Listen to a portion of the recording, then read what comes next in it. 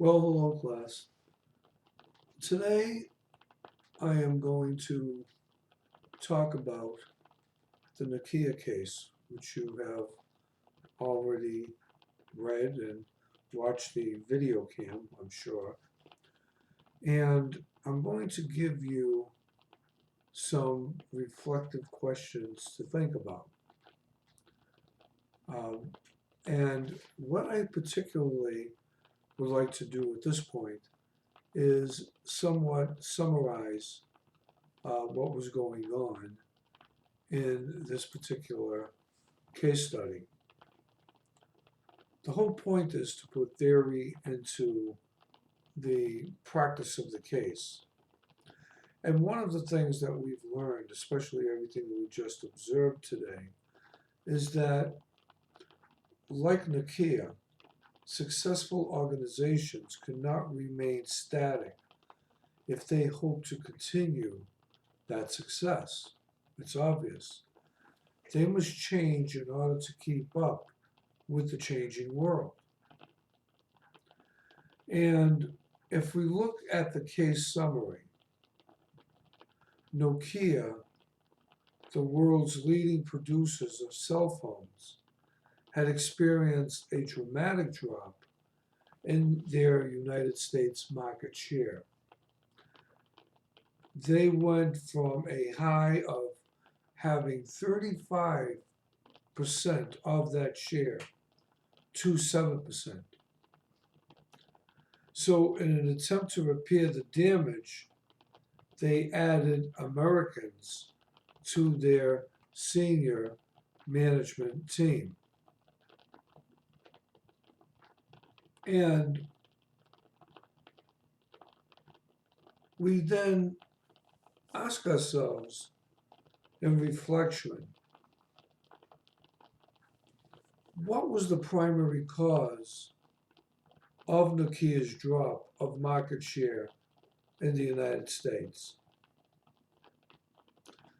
And if we look at it realistically, perhaps the most damaging cause was Nokia's lack of responsiveness to the shifting tastes and expectations of US customers,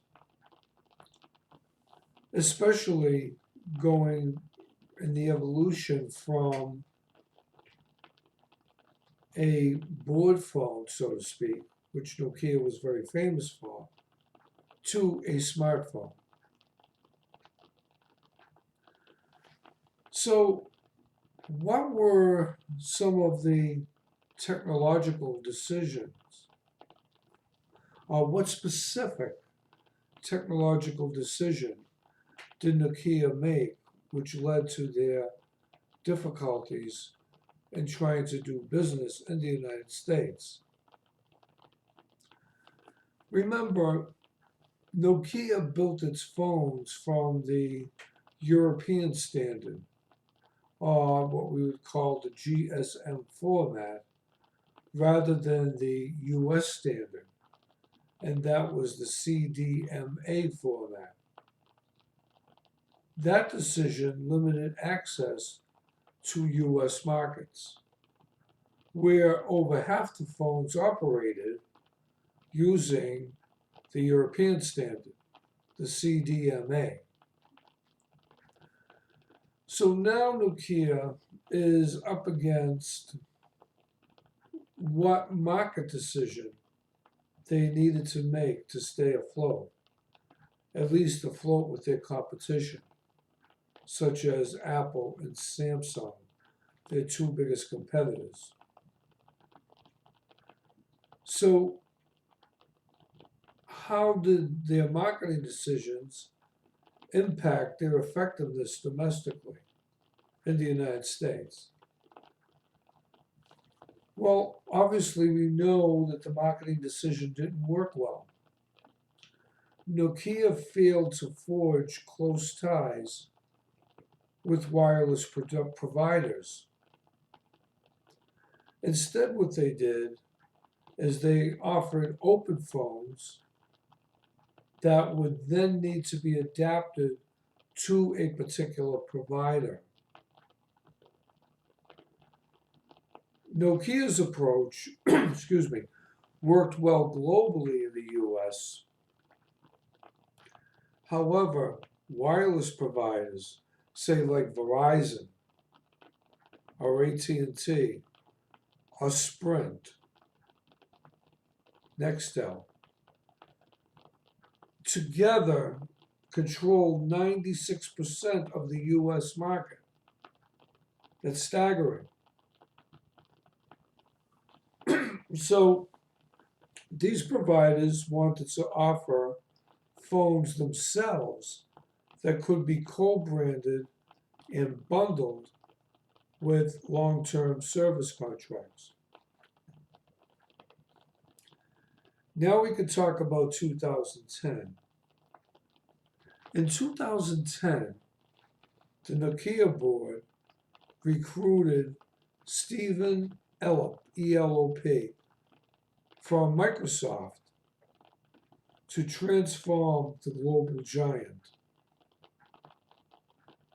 And we ask ourselves, what internal operational barriers did Elop discover? Elop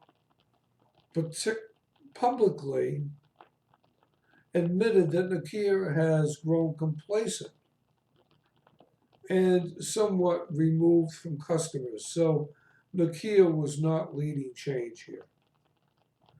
Instead, it was being managed internally by committees, thinking that they would never go down.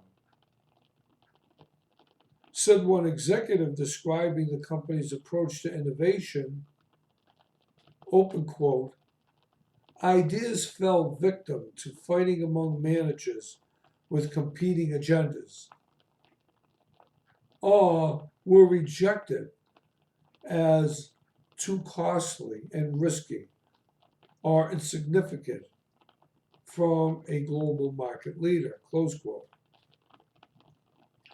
So when doing a SWOT analysis on all this, they figured they were such a giant that they didn't really have to answer to anyone. They figured people would still buy their products. But they were wrong. So what was one of the first moves that Elop made to stem the loss of US market share? And secondly, why did he make this move? One of Elop's first moves as the new CEO was he announced his job cuts. The cuts were intended, he said, to streamline software development for Nokia smartphones by improving agility and responsiveness in the software development and web service units.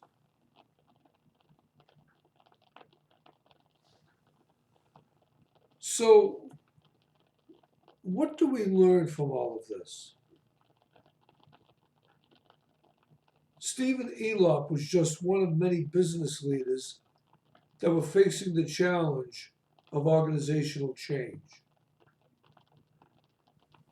Recognizing the need to change is important. Of course it is, but it's just the first step. The real important part here is change implementation. The actions taken by organizational leaders in order to support strategic renewal and achieve outstanding performance. Successful implementation is required to translate that recognition into an effective strategic response is necessary. Poor implementation can undermine the best intentions of organizational leaders. There are many factors that require organizations to change, such as significant altercations in customer expectations and demands, new technologies, competitors, and having better, innovative business models. You need, when you have shifts in workplace demographics, values change, and new social demands and constraints are put in place. Organizational leaders often decide to engage in a process of strategic, what we call strategic renewal. It involves some combination of a new product or service, a new market, and a new business model for an organization. So even today in 2020, there's ongoing demand for strategic renewal created by an ever competitive external environment. If you look at Exhibit 1.1 in your book, you get a lot of examples of that competitive environment. And I think that is on page, hold on, I'm getting there.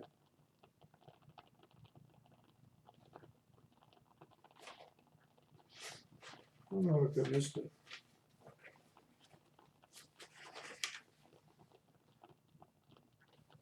Bottom of page 4 in your book, it talks about altered strategy.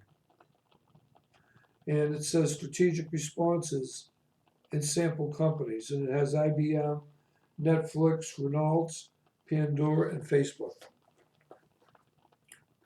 So for strategic renewal to be effective, organizations need to do more than announce a new strategy.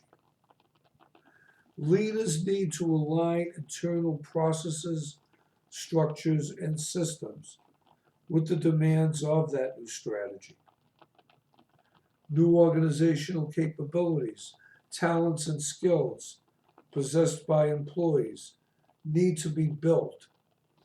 Underlying all those shifts and the requirement to engage and discontinue large-scale, long-term reorientation, and most of all the central aspects of organizational life. The goal, finally, is to create lasting alterations in patterns of employee behavior in order to support strategic renewal. Employee behavior, don't think you can do it all. Don't think everyone's going to buy your product. Look at what happened to Wayne. Look at what happened to a lot of companies, digital, DEC, that have gone under.